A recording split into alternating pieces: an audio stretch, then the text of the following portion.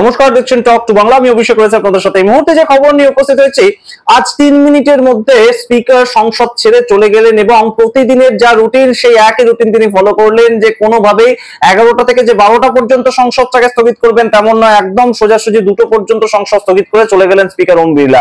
কোনোভাবেই কিন্তু টিকতে পারছেন না আইএনডিআই এর জোটের সামনে ভারতীয় জনতা পার্টি বা এনডিএ সরকার এবং তাদের প্রতিনিধি হিসেবে স্পিকার ওম বিড়লা। সেটা কিন্তু বারংবার প্রমাণিত বাদল অধিবেশন যে কতটা মারাত্মক হয়েছে ভারতীয় জনতা পার্টির উপর, আজকে একদম সরাসরি কিন্তু আবার তার প্রমাণ পাওয়া গেল। আজকে সকাল থেকেই আমরা দেখতে পেয়েছি যে একদম পার্লামেন্ট শুরু হওয়ার আগে পার্লামেন্টের বাইরে আইএনডিআই এর জোট একদম ইউনাইটেড হয়ে তারা কিন্তু রীতিমতন প্রিয়াঙ্কা গান্ধী, রাহুল গান্ধী এবং তৃণমূল কংগ্রেস, ডিএমকে প্রত্যেকটা দল একত্রিত হয়ে তারা কিন্তু তাদের মতন ধর্ণা প্রদর্শন করেছে। এবং মূল যে বিষয়টা সেটা কিন্তু বিহারের এসআইআর এবং বিহারের যে নির্বাচন কমিশনের দ্বারা যে ভোটার লিস্ট সংশোধন হচ্ছে সেটা যে কতটা গুরুতর, এইবারে কিন্তু আমরা রীতিমতন বুঝতে পারবো যে আজ একদম 1 আগস্ট এবং এই আজকে যখন একদম নতুন ভোটার তালিকাটা রিলিজ করবে, একদম ড্রাফট ভোটার লিস্ট বের করবে বিহারের নির্বাচন কমিশন, তখন আমরা বুঝতে পারবো যে কত মানুষের নাম বাদ পড়লো, কারা কারা বাদ পড়লেন এবং তাদের কি কি ডকুমেন্টস ছিল না, অর্থাৎ জীবিত মানুষ এবং যাদের ডকুমেন্টস এর অভাবে তারা বাদ পড়লেন সেরকম নাম 65 লক্ষ বেরিয়ে আসছে। এবং সেই প্রেক্ষাপটে দাঁড়িয়ে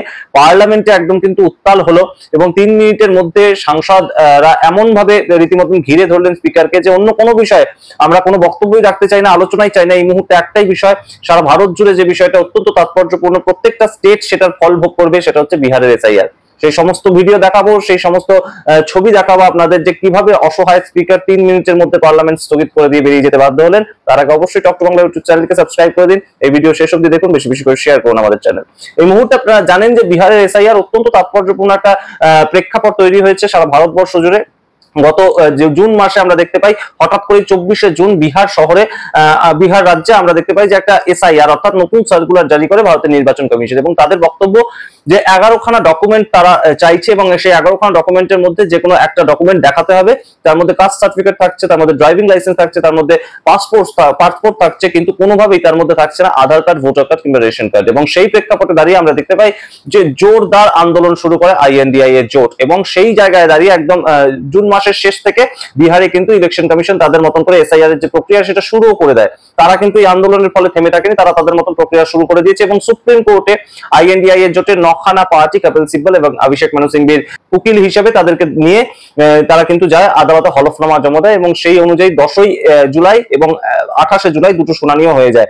এবং তার পরিপ্রেক্ষিতে সুপ্রিম কোর্ট বারংবার অ্যাডভাইস করে যে আধার কার্ডটাকে আপনারা মান্যতা দিচ্ছেন না কেন, তার কারণ যে কোনো কিছু যে কোনো সার্টিফিকেট ভারতবর্ষে বানাতে গেলে তো আধার কার্ডটা জরুরি এবং সেই ডিপার্টমেন্ট, সংশ্লিষ্ট ডিপার্টমেন্ট আধার কার্ডটা চায়। আপনারা যেগুলো চাইছেন, ধরুন কাস্ট সার্টিফিকেট বানাতে গেলে আধার কার্ডের সাপোর্ট লাগবে, পাসপোর্ট বানাতে গেলে আধার কার্ডের সাপোর্ট লাগবে, তাহলে সেই ক্ষেত্রে আপনারা আধার কার্ডটাকে মান্যতা দিচ্ছেন না কেন? এবং ইলেকশন কমিশন অফ ইন্ডিয়া তাদের বক্তব্য অনুযায়ী যে আধার কার্ড ভারতের নাগরিকত্ব সেটা প্রমাণ করে না, আধার কার্ড জাস্ট একটা পরিচয়পত্র, অর্থাৎ দুটোর মধ্যে তফাৎ তৈরি হচ্ছে। কোথাও গিয়ে এই মুহূর্তে একদম আমরা দেখতে পাচ্ছি যে ইলেকশন কমিশন অফ ইন্ডিয়া নাগরিকত্ব নিয়ে বেশি ভাবনা চিন্তা করছে এবং সেই ছবিটা কিন্তু উঠেও আসছে। এবং বিহার থেকে বিভিন্ন সময় খবর উঠে এসেছে যে বিএলওরা স্বচ্ছভাবে কাজ করছেন না এবং এই যে ব্লক লেভেলের অফিসার, যারা ব্লক লেভেল অফিসার যারা বিএলও, তারা কিন্তু সম্পূর্ণভাবে কোথাও গিয়ে লোকাল পার্টি অর্থাৎ যে সরকার ক্ষমতায় রয়েছে সেখানে বিহারে তাদের কথা অনুযায়ী কাজ করছে, এমন অভিযোগ তোলেন তেজস্বী যাদব থেকে রাহুল গান্ধী সবাই। এবং সেই জায়গায় দাঁড়িয়ে আমরা দেখতে পাই যে একদম বহু মানুষের নাম কিন্তু বাদ চলে গিয়েছে বিহার থেকে এবং বিরোধীরা একদম কিন্তু শটান হুমকি দিতে থাকেন যে এইভাবে যদি বিহারে এসআইআর প্রক্রিয়াটা চলে তাহলে কিন্তু তারা কোনোভাবেই আর ভোটে লড়াই করবেন না। এমনকি জেডিইউ দল অর্থাৎ যে দল সরকার চালাচ্ছে সেই দলের সাংসদ গিরিধারী যাদব তিনিও সংসদে একদম ইন্টারভিউ দিতে গিয়ে বলেন যে কোনোভাবেই এই যে এসআইআর প্রক্রিয়াটা সেটা আমাদের উপর চাপিয়ে দেওয়া হয়েছে। এবং সেই প্রেক্ষাপটে দাঁড়িয়ে আমরা দেখতে পাই যে অপারেশন সিন্দুর নিয়ে প্রথমে আলোচনা হয় এবং লোকসভার অন্দরে এবং রাজ্যসভায় বিভিন্নভাবে বিভিন্ন প্রেক্ষাপট উঠে আসে, বিভিন্ন আঙ্গিক উঠে আসে এবং অপারেশন সিন্দুর নিয়ে নাস্তানাবুদ হতে হয় মোদী সরকারকে। কিন্তু এই মুহূর্তে অপারেশন সিন্দুর নিয়ে আলোচনা শেষ হয়ে গিয়েছে এবং সবচেয়ে গুরুত্বপূর্ণ যে বিষয়টা, প্রত্যেকটা রাজ্যে কিন্তু এসআইআর জারি করা হবে তেমনই কথাবার্তা কিন্তু জানিয়ে দিয়েছে ইলেকশন কমিশন অফ ইন্ডিয়া। এবং সেই অনুযায়ী আপনারা নিশ্চয়ই জানেন যে পশ্চিমবঙ্গ বিএলওদেরকে কিন্তু স্পেশাল ট্রেনিং দেওয়া হচ্ছে এই সামগ্রিক এসআইআর এর প্রক্রিয়াটা সম্পন্ন করার জন্য। এবং সেই ক্ষেত্রে একদম অত্যন্ত তাৎপর্যপূর্ণ মুহূর্ত, এই মুহূর্তে যদি এসআইআরটা যেভাবে চলছে সেটাকে বন্ধ না করা যায়, সেটাকে আটকানো না যায়, তাহলে কিন্তু অবশ্যই অবশ্যই সংখ্যালঘু, দলিত এবং পিছিয়ে পড়া মানুষের সম্প্রদায় যারা, সেই ভোটারদের কিন্তু মূলত ভোটার তালিকা থেকে বাদ দেওয়ার একটা সামগ্রিক রীতিমতন ষড়যন্ত্র হচ্ছে, তেমন অভিযোগ করছেন বিরোধীরা।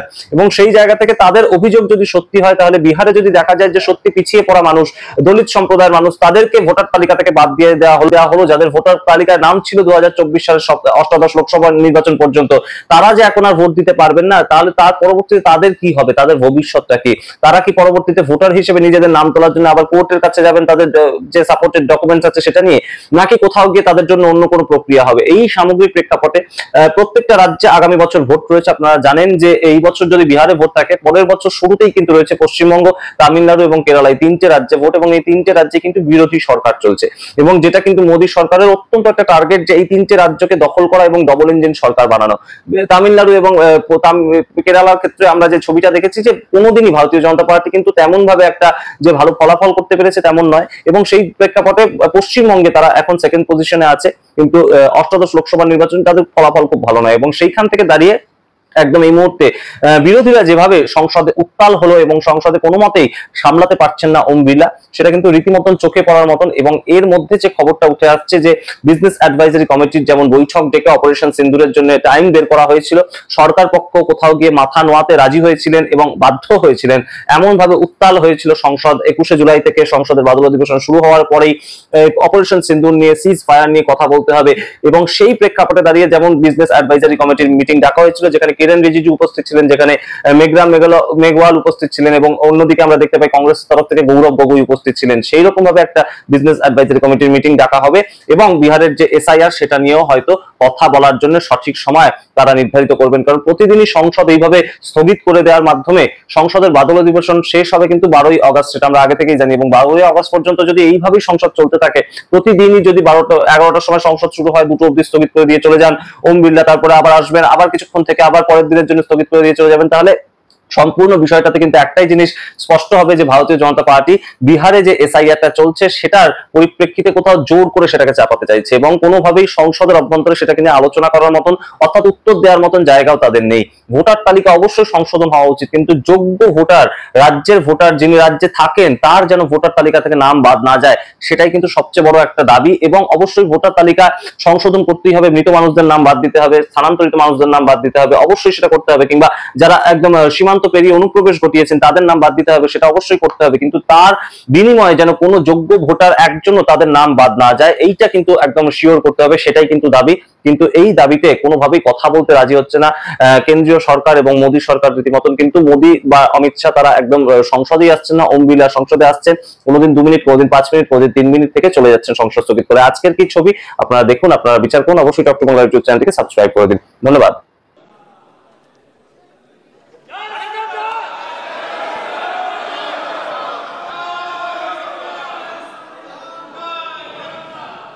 प्रश्नकाल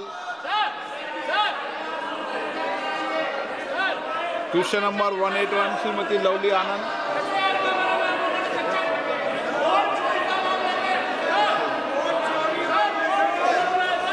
आप सदन नहीं चलाना चाहते?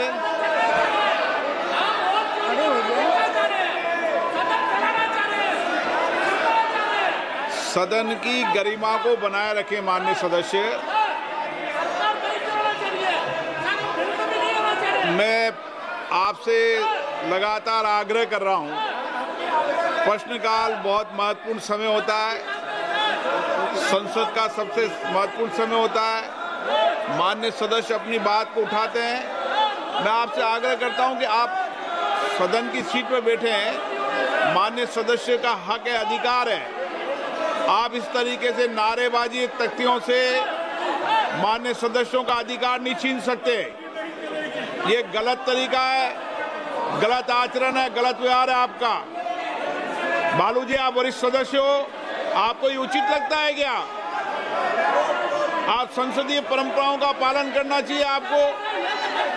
आप इतने वरिष्ठ सदस्य होने के बाद भी आप इस तरीके का व्यवहार करें, तख्तियां लेकर आए, नारेबाजी करें, माननीय सदस्य उचित नहीं है। हमें लोकतंत्र को मजबूत करना है तो प्रश्न को उठाना देना पड़ेगा, जवाबदेह सरकार की तय होगी। आप इशारा कर रहे हो सदस्यों को भेजने का, बालू जी। माननीय सदस्य, मेरा रोज आपसे आग्रह रहता है कि आप सदन की कार्रवाई को चलने दें। माननीय सदस्यों के प्रश्नकाल के समय प्रश्न उठाने दें। लोगों की अपेक्षाएं, आकांक्षाएं उनको पूरा होने दें और देश को आगे बढ़ाने में अपना योगदान दें। और देश में जो परिवर्तन हो रहे हैं उसके बारे में भी अपनी बात को कहें। नारेबाजी करने से, तख्तियां लहराने से आप जनता की अभिव्यक्ति नहीं कर रहे हैं। जनता ने आपको सदन में अपनी बात को कहने का, अभिव्यक्ति व्यक्त करने का अवसर दिया है। ये इतने बड़े अवसर को आप नारेबाजी और तख्तियों से मत गवाओ। बैठिए। मैंने पहले भी कहा था, तख्तियां नारेबाजी से करेंगे तो सदन नहीं चलेगा। सदन की कार्रवाई आज 2 बजे तक के लिए स्थगित की जाती है।